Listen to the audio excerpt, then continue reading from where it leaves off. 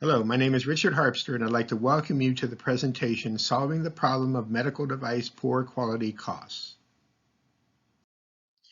We will cover four basic topics. First, we're going to look at the current state of medical device direct costs of poor quality. We're then going to look at two common medical device QMS tools used by most medical device companies. Next, we're going to introduce you to risk-based medical device lifecycle management, which is a risk-based methodology for managing risk through the medical device's entire life cycle.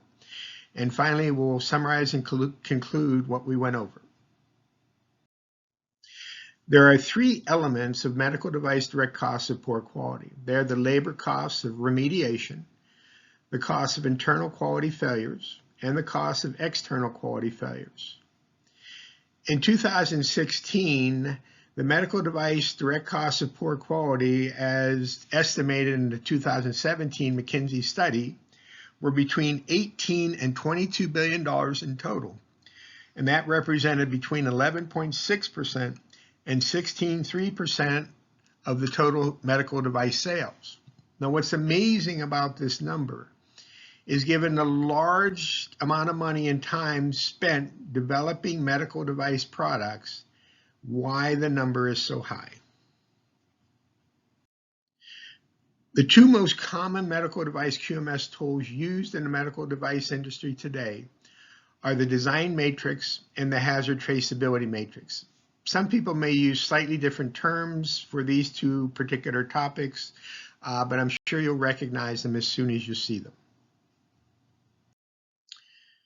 The first common medical device QMS tool we're going to look at is the design matrix. This is a very important document for passing medical device audits. Auditors love it because it gives them key information they're looking for. In the first column, we see the user needs for the medical device. The second column contains the design inputs that the design must meet for the user needs to be met. Next, we see the design outputs of the design that allow the medical device to meet the design inputs. Then we see the design verification that is done to make sure the design outputs meet the design inputs. And finally, we see the design validation that is done to make sure the medical device meets the user needs. When we look at this particular document, it has five very important weaknesses. The first is, although it allows us to define the user needs, it does not allow us to define multiple ways of failing to meet this particular user need. We could have there could be different ways that this catheter may not be easy to manipulate. This particular format does not provide us with a methodology for identifying those different ways. Those different ways could have considerably different inputs. Likewise, when we move to the design input failure definition, there may be different ways of failing to meet a particular design input that leads to a particular way of failing to meet the user need. Again, this document does not allow us to provide that.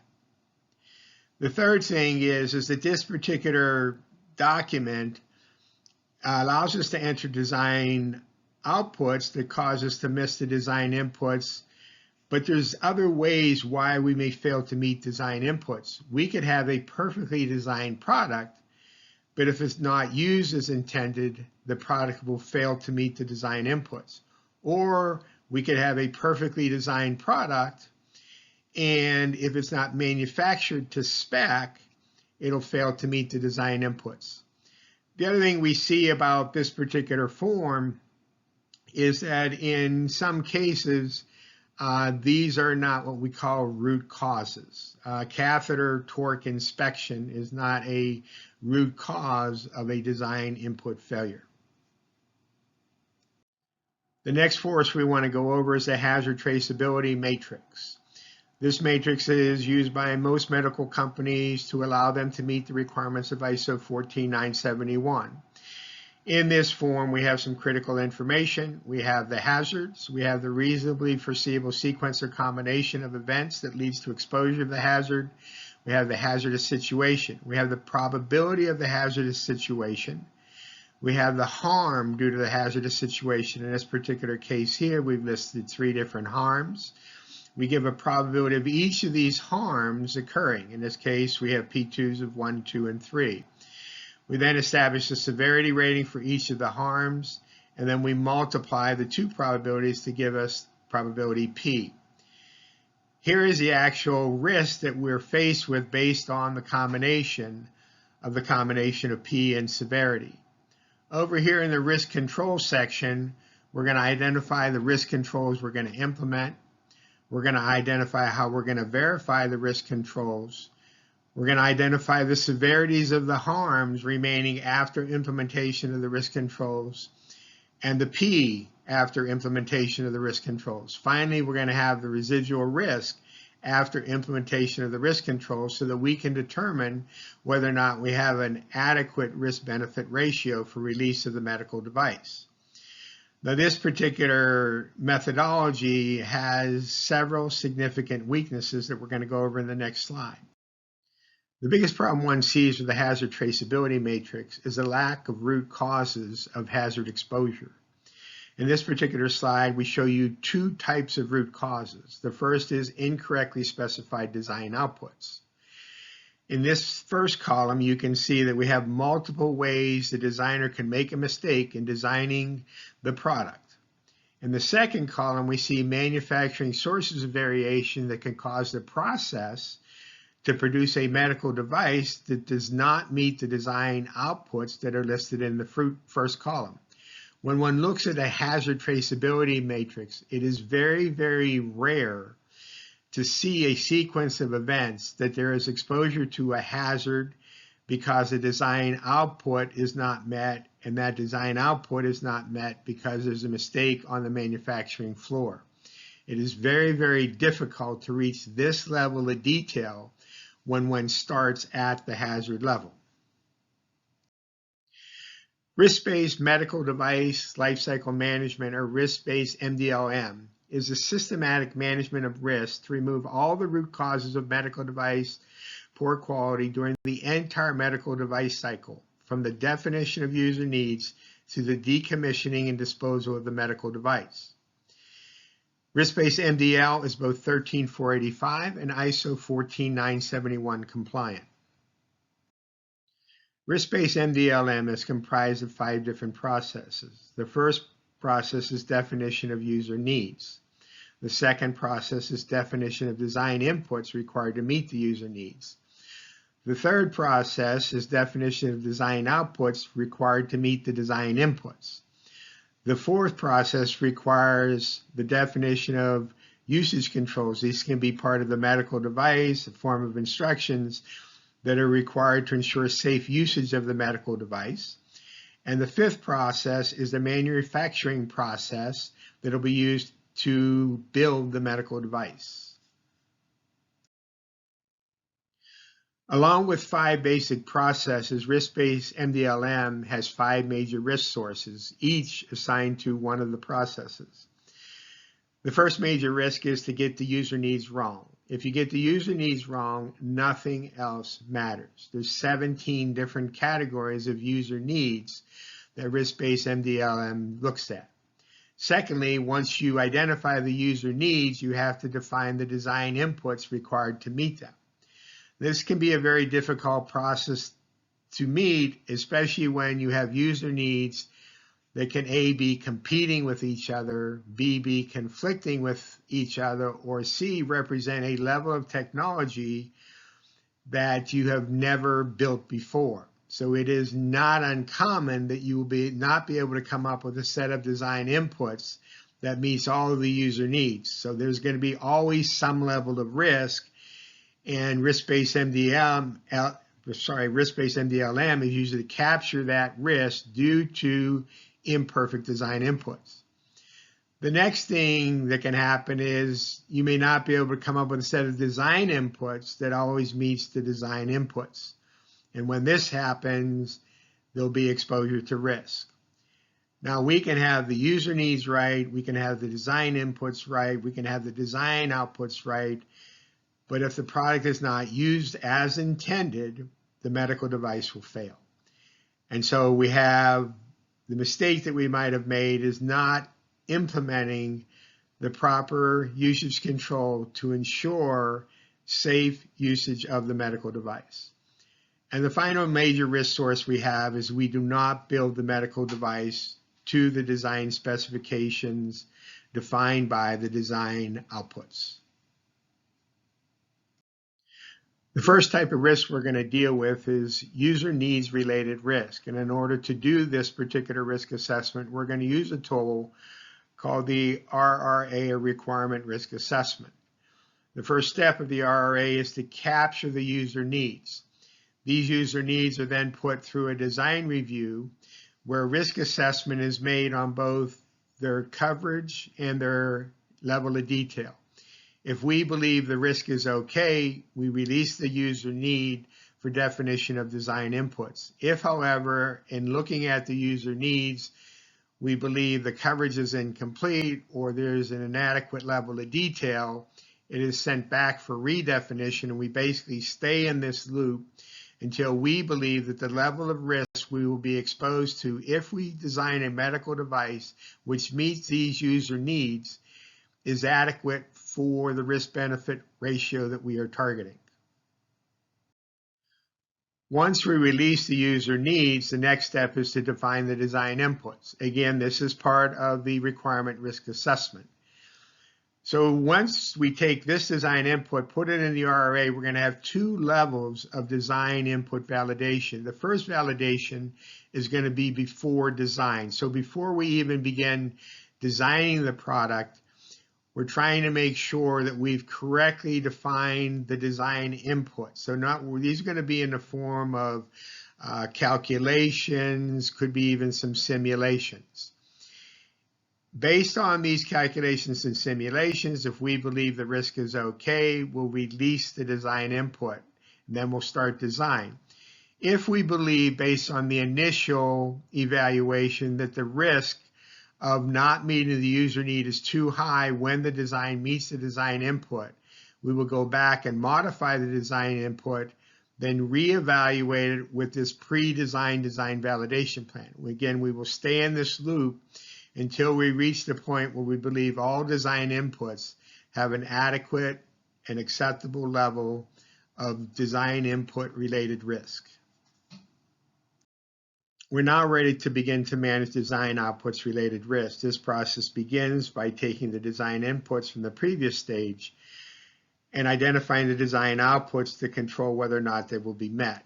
Both the design inputs and the design outputs are driven into a design FMEA.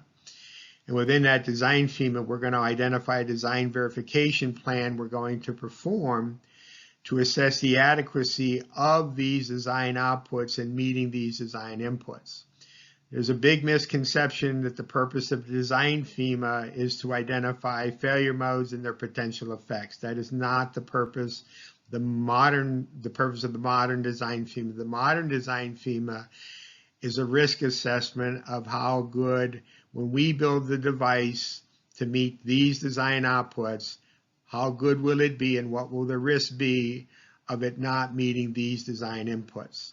So basically, we will do the DV, we will get an occurrence rating, we will combine that occurrence rating with the severity of harm that happens when we don't meet a design input and then subsequently don't meet a user need. And those two define what we call the design residual risk due to the design outputs. And if that risk is acceptable, we release the design outputs for the next stage. Here is an example of a design FMEA and risk-based MDLM. In the first column, we see our design requirement. The first is to prevent exposure to testing agent. We have another requirement that we have to resistant to 10,000 test cycles. In the next column, we see our failure. We get leakage of testing agents. In this column, we get a seal structural failure due to the test cycles. Here we see the effects or the exposure to harm. So what's going to happen is if we get leakage of testing agents, we're going to get exposure to those testing agents, which could result in possible patient death and 4 different effects that are not listed. Now, when we do the design FMEA in risk-based MDLM, we base the severity of this failure mode on the worst case effect. We do not try to determine the probability of these various effects. Historically, we found that's almost impossible to do. So we're basically over-designing the medical device. In this particular case here, if we're not resistant to these 10,000 cycles, we're going to get a seal structural failure.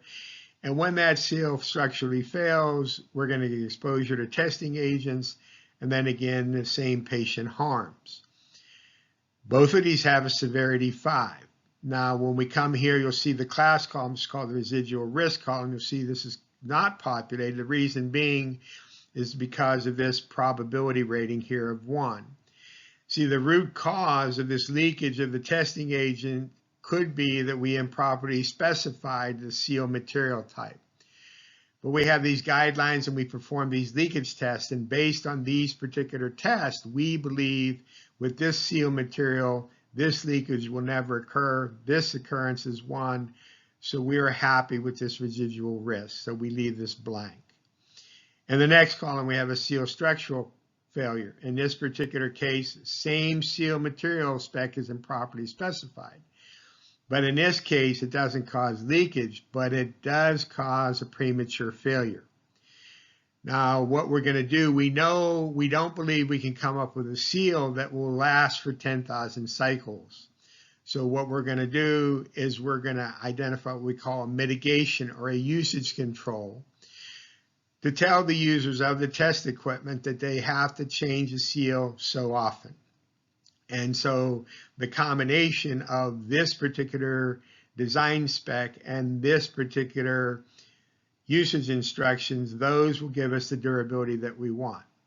So we use this particular process. So these end up here being, this is a risk control, this schedule seal changeout. As I stated before, there's a widespread misunderstanding on the proper use of design FMEAs within the medical device industry. The biggest misunderstanding is because of its name, design, failure mode, and effect analysis. People think that the purpose of the design FMEA is to try to capture all the design failure modes and identify their effects and try to mitigate their effects. No, the purpose of the design FMEA is to assess the adequacy of the design outputs in defining a medical device that will meet the design inputs, and in the process identify the risk of releasing those design outputs. When one looks at some of the design FMEAs one finds in the medical device industry, it is very common that when you look at the first column that only function-related design inputs exist. What should be there, for instance, every medical device has hazards that you have to prevent exposure to. Although that is not quote unquote a function of the medical device, it is a design requirement of the medical device to prevent exposure to certain hazards. So it's very common in a properly constructed design FMEA to have requirements that list the hazard exposure prevention that must be provided. The next thing we see is in the cause column of the design FMEA. The only allowable entry in the cause column of a medical device design FMEA is a hardware specification for the medical device, or if there's software involved, software code that may have been improperly written for the medical device. And then the third and final misuse we see is the use of risk priority number. This should never be used to determine risk. Originally, this has been around for many years. The automotive industry stopped using this over 24 years ago. So if you see anybody with any design FMEAs with only function-related requirements, if you see design FMEAs with failure modes in the cause column, or you see design FMEAs with RPN, you know whoever constructed that is probably using a 20 to 30-year-old methodology. We can get the user needs right, the design inputs right, the design outputs right, but if the medical device is not used as intended, the medical device is going to fail. In order to help identify the ways the device may be misused and hopefully prevent that misuse, or if we can't prevent the misuse, to at least identify instructions on how to use the device, we perform what we call an application FMEA. And so bottom line is we're going to perform analysis of the design. We're going to define the required usage controls we have to put in place. Again, we want to make them part of the medical device itself, so human intervention is not required, but we may require human intervention. So through the application, FMEA, we're going to do an assessment of these usage controls, both part of the medical device usage controls and instruction-related usage control, and examine whether or not the risk is okay. If the risk is okay, we'll release those usage controls. If the risk is not okay due to improper usage, we will stay in this loop until it is. Here is an example of a risk-based MDLM application FMEA. Here's our design requirement, have to be resistant to 10,000 cycles. Here we have our failure. Here we get the exposure to harm if it fails. The mistake that we have is that the technician does not change the seal at the scheduled frequency. If you remember back when we did the design FMEA, we identified this seal failing and we identified the mitigation control of having someone come in and change it. So what we're going to do in the medical device is we're going to count the number of test cycles. And when a seal change is required, we're going to sound an alarm.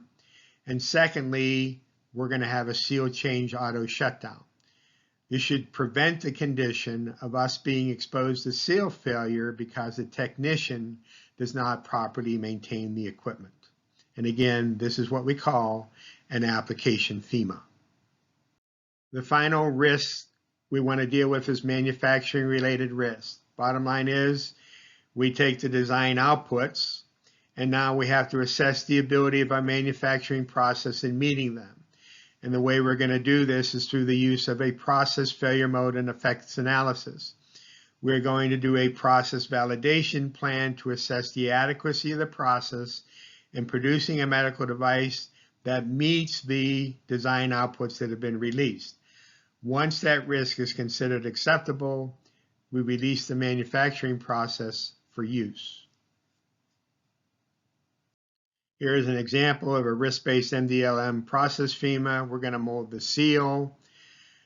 The design output spec that's not met is that this seal has an out-of-spec material property. When this happens, when that material property is out of spec, we're going to have our exposure to leaking testing agents like we did in the very, very beginning, which is going to lead to the variety of patient harms.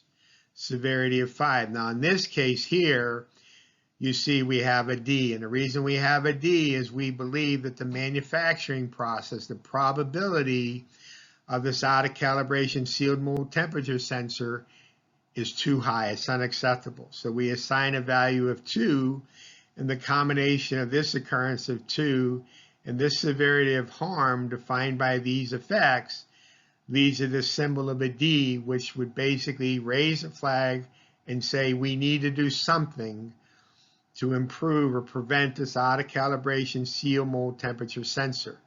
See, our current controls right now are just to schedule the sensor calibration. But the bottom line, that is not working. Now, we do have a detection control where we contain this defect by measuring the state of cure. However, we want to prevent the probability of this, and we believe that just this inspection is unacceptable. So what would happen is, over here in the recommended action area, we would start defining how we're going to improve the sensor calibration. It may be by changing the sensor. It may be by implementing auto sensor temperature calibration. It's something we'll have to determine. The major weaknesses of the design matrix and hazard traceability matrix is their failure to drive to a root cause. If you do not drive to the root cause of a hazard exposure or a failure to meet a design output, a design input, or a user needs, you can never identify the proper prevention controls. The strength of the risk-based MDLM system is that it always drives to a root cause. It begins at the user need level and defines the design inputs that may be incorrectly set to lead to the user need not be met. Then it goes to the design outputs, and it defines the design outputs that might not be specified correctly, such that a design input is not met. Then it moves to the usage risk assessment, where we look at improper usage, and it assesses the usage controls to make sure that they provide us with adequate risk controls. And then finally, it moves to the manufacturing process, where it defines root causes of manufacturing failure and tells us the risk prevention controls that have to be implemented there. The major challenge of implementing risk-based MDLM is going to be the improper understanding people currently have of what a design FMEA is, what a process FMEA is, and what an application FMEA is. If you can get over that hurdle, this will be the most effective methodology that you can put in place to create not only better medical devices, but do them and create them much faster. If you would like more information on any of the items presented here, please feel free to contact me either by phone or by email. Thank you very much for your time.